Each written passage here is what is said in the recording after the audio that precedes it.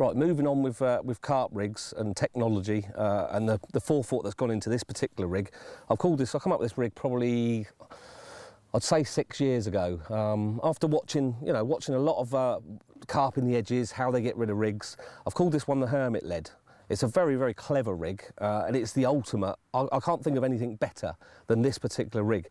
Now, it's using the power shock leader, which is going to be, it's got a permanent home in my tackle box, this product, and you need this for the Hermit rig.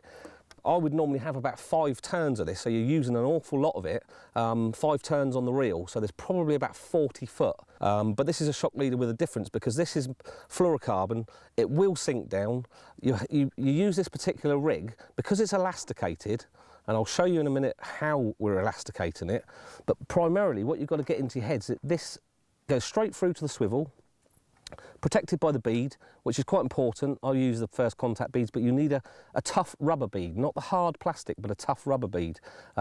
Because if you have a soft bead, once you cast out, the swivel can end up back through inside the bead, which affects the mechanics. But if you look at this, I'll put this on my hand just to demonstrate it. You've only got to move a few mil, and that's literally taking hold of my finger, and it starts to hurt after a while because it's pulling, the elasticity is pulling against, it's almost gravity, but it's not gravity, but it's all inside the lead, and hence why I called it the Hermit rig.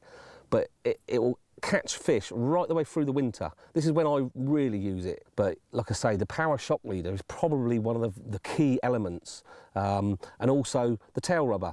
What we've got inside here, the little tag end, and I'll demonstrate this in a minute. If I pull this rig, you'll see through there that the pole elastic is whipped on.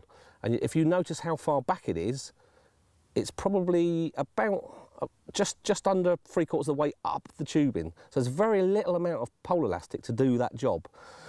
And what happens, once the fish is hooked, if you get a really clever fish that tries to pick that up, that picks up the lead on its axis. So it will always get the weight of the lead, whatever way it's moving.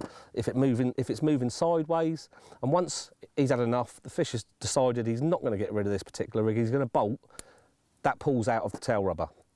So you're left with a little tag end. The fish is, you're literally then onto a running rig, and basically you can fish your bobbins on the floor. It's very critical, don't fish this tight to the lead because the elastic won't be able to stretch then. So that's the rig null and void. You need to let the power shock leader do its job, lay along the bottom, have the bobbin on the floor. Once that's run, you'll get a little tiny flicker on the bobbin, then it whack, you're gone, you're into a running rig.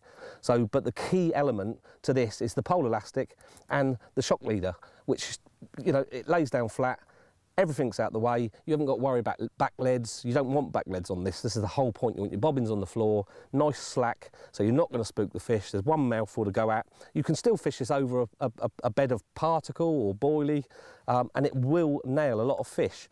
And what I've incorporated, basically on the rig end, just a very open gaped rig with a tiny little kicker, little piece of tubing. I've been using the fang twisters on this particular rig because they do turn in very, very, very quick. They're ultra sharp. All you need is just literally the fish to move a millimetre of pressure away from the lead, and it will do its job. So what I'm incorporating here is a new prototype braid from Ultima. This has got the sinking element, it will lay flat. You can see how nicely it's cooled round. They've put in a fleck to break it up. Most bottoms, whatever you're fishing over, will have elements of black in it. It will do the job. This one will be out in the new year. It's certainly another product for my tackle box. So I'm going to put this rig on and we're going to show you how we catch a carp on it. The key part to this, and the bit that I get asked the most, is the pole elastic and where it goes. Now you're literally going to do a 4-turn grinner knot and holding a very small tag end at the bottom.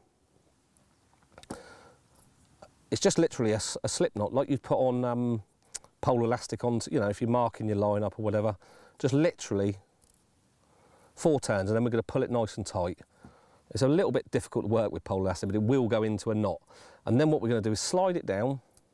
This is the hardest part that people don't understand, so I'm going to go slower on this part. We're tagging off the bottom, we're chopping off the tag end off the bottom. And if we can find the tail rubber, we're going to pull this through till we can just see it at the other end. And then trap the tail rubber on as not to pull that part back through. So what we need the knot about here, 3/4 of the way up the tubing. If you have it too close down here, when you pull it, the knot comes out and it can loop the leader. So you don't want that. The rig, once that happens, the rig won't work. So you need it literally further up here. So I'm going to slide this down, get hold of the power shock leader, slide it down, work it out finger-wise. That's perfect. And now we're just going to tighten that up really tight so it doesn't slip. Trim off the little tiny tag end almost to, you know, so it's so close so it doesn't get caught up in the tubing system, and then pull it up. You can now take the tail rubber off and adjust your tension. So if we test the tension there, we can see it's working perfectly.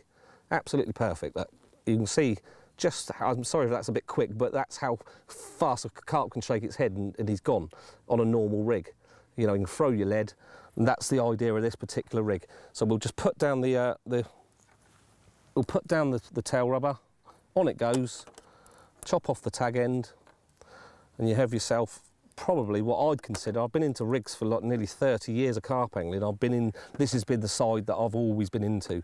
It's probably what I'd consider the ultimate carp rig.